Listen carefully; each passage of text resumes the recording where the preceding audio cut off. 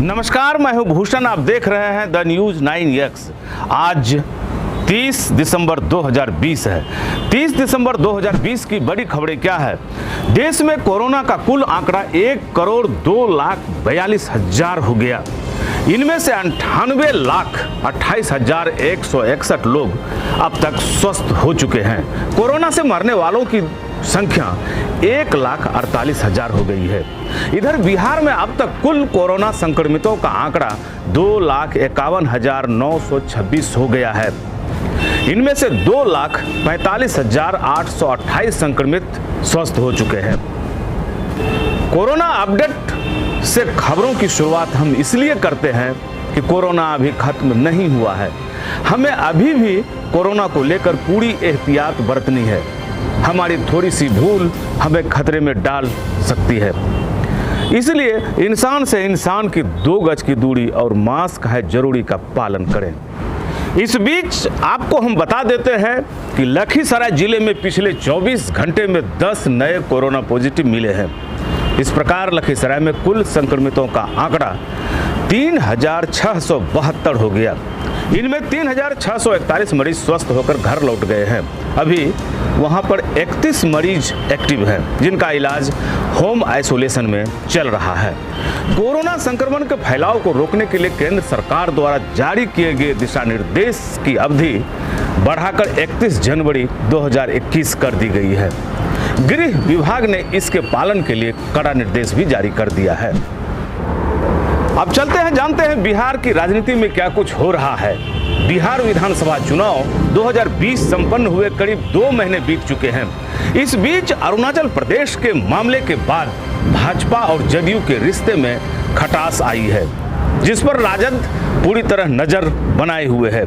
इस बीच राजद के वरीय नेता व पूर्व विधानसभा अध्यक्ष उदय नारायण चौधरी ने नीतीश कुमार को ऑफर दिया है। उन्होंने कहा कि अगर नीतीश कुमार तेजस्वी को समर्थन देकर मुख्यमंत्री बना दें तो उनको 2024 में प्रधानमंत्री के लिए विपक्षी पार्टियां समर्थन कर सकती है।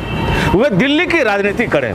इधर राजद के ऑफर को जदयू ने सिरे से खारिज कर दिया है। जदयू सांसद संतोष कुशवाहा ने कहा है कि राजद की नीति जग जाहिर है। बिहार के मुख्यमंत्री 3C से कभी समझौता नहीं करेंगे। आगामी साल पश्चिम बंगाल में होने वाले विधानसभा चुनाव में जदयू दांव खेलने की जुगत में है। चर्चा है कि जदयू पश्चिम बंगाल चुनाव में 50 सीटों पर अपनी ताकत आजमा सकता है। पार्टी ने सीटों की संख्या के लिए मन बनाया है, लेकिन अभी तक पार्टी की ओर से कुछ स्पष्ट नहीं हुआ है। अब जानते हैं बिहार की अन्य खबरें। मोतिहारी से सटे इंडो नेपाल बॉर्डर से महादेवपट्टी बीओपी के एसएसबी के जवानों ने 40 बोरी चाइनीज मटर के साथ 7 तस्कर को गिरफ्तार कर लिया। उत्तरी बिहार के पूर्णिया प्रमंडलीय मुख्यालय में यूरिनल और शौचालय की सुविधा की मांग बसपा के जिलाध्यक्ष अशोक महतो ने किया है। उन्होंने इसके लिए सरकार का ध्यान आकृष्ट करते हुए कहा कि पूर्णिया शहर बिहार में पटना के बाद ऐसा शहर है जहां बड़ा हेल्थ सेंटर है। आरंभिक काल से पूर्णिया स्वास्थ्य नगरी के रूप में विकसित हुई है। यहां बिहार के अन्य जिलों के अलावा नेपाल और बंगाल से बड़ी संख्या में लोग इलाज कराने आते हैं। पूर्णिया शहर बिहार में ऑटोमोबाइल के क्षेत्र में भी काफ़ी विकसित है। इस लिहाज से बड़ी संख्या में लोग यहां आते हैं। इससे इतर पूर्णिया प्रमंडलीय मुख्यालय का सड़क मार्ग पूर्वोत्तर भारत के साथ साथ अंतर्राष्ट्रीय एवं अंतर्राज्यीय मार्ग से भी जुड़ा हुआ है।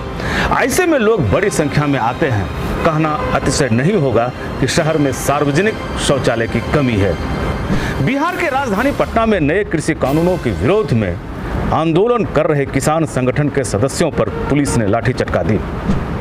जमुई जिले के कोल्हाना पंचायत के पूर्व मुखिया की हत्या अपराधियों ने कर दी। मृतक मुखिया का नाम निरंजन सिंह बताया गया। वे नोनी गांव के रहने वाले थे। इस घटना से इलाका थर्रा गया है। पुलिस मामले की गहन छानबीन कर रही है। सहरसा जिले के सहरसा रहमान चौक निवासी दीपक राज को अपराधियों ने गोली मार दी। यह घटना तिरंगा चौक के पास की बताई जा रही है। दीपक गंभीर रूप से जख्मी हो गया है। वह अपने भाई आदित्य के साथ कोचिंग पढ़ने जा रहा था। अररिया में अनुमंडल प्राधिकारी एवं प्रशासन की टीम ने छापेमारी कर बिना मास्क के कार्य कर रहे 40 कर्मियों को हिरासत में लिया। प्रशासन से संचालक ने आरजू विनती कर माफी मांगा और जुर्माना भी चुकाया।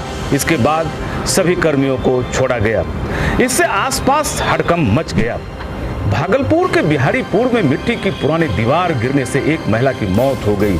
मृतका का नाम उषा देवी बताया गया। वह अशोक मंडल की पत्नी थी। इस घटना से काफी खलबली मची हुई है। अचानक अशोक मंडल के परिवार के लोग कराहने लगे हैं। बेगूसराय के भरकहा चौक के पास एक बाइक पर सवार पति पत्नी को टैंकर ने रौंद दिया।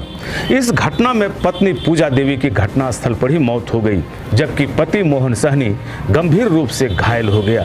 पूजा अपने भाई की शादी में शामिल होने जा रही थी। इधर भोजपुर में ऑटो से ससुराल जा रहे शिक्षक की सड़क हादसे में मौत हो गई। घटना कसाप गांव के पास घटी। हुआ यूं कि भैंस से टकराकर ऑटो एक गड्ढे में पलट गई। शिक्षक परशुराम पासवान काफी गंभीर हो गए। इलाज के लिए ले जाने के क्रम में उन्होंने दम तोड़ दिया। नए साल में राज्य के सभी अस्पतालों में खाली पड़े एएनएम के पद पर बहाली होगी। जल्द ही संविदा के आधार पर 865 एएनएम की तैनाती की जाएगी। भागलपुर में बिजली बिल न देने वाले 212 दुकानदारों की बिजली कनेक्शन काट दिए गए हैं। बिजली विभाग लगातार कार्रवाई कर रही है। बिजली के बकायेदारों और उपभोक्ताओं में हड़कंप मचा हुआ है। लखीसराय में अवैध वसूली के आरोप में एसडीएम ने 4 युवकों को पकड़कर हिरासत में लिया है। मामले की जांच चल रही है। सड़क दुर्घटना की एक बड़ी घटना गोपालगंज के भटवा मोड़ के पास घटी। तेज रफ्तार वाली ट्रक ने एक बाइक पर सवार होकर जा रहे 2 युवकों को कुचल दिया। दोनों तिरिसिया गांव के थे। इस घटना में झिंगन पंडित की मौत हो गई, जबकि बाबूलाल पंडित गंभीर रूप से घायल हो गया। पूर्णिया शहर के गंगा दार्जिलिंग रोड पर कालीफ्लावर मिल के पास एक सड़क हादसे में एक महिला गंभीर रूप से घायल हो गई। स्थानीय लोग बता रहे हैं कि गंगा दार्जिलिंग रोड की एक तरफ कई जगह नालों का ढक्कन खुला हुआ है और यह घटना उसी नाले में हुई है। अब जान लेते हैं मौसम के बारे में। अभी 4 दिनों तक कनकनी भरी सर्दी की मियाद बढ़ने के पूर्वानुमान बताए गए हैं। पश्चिमी हिमालय में बर्फबारी चल रही है। पश्चिमी विक्षोभ के भी आसार बताए गए हैं। ऐसे में कनकनी बढ़ना लाजिमी है। हमें सावधान रहना होगा। खासकर बुजुर्ग और बच्चों को सर्दी से बचना होगा। ये थी बिहार और बिहार से जुड़ी महत्वपूर्ण खबरें कैसी लगी अपना सुझाव कमेंट बॉक्स में दें। अगर आप हमारा ये वीडियो फेसबुक पेज के माध्यम से देख रहे हैं तो फेसबुक पेज लाइक करें। अगर आप हमारा ये वीडियो यूट्यूब पर देख रहे हैं तो YouTube channel the news 9X subscribe करें।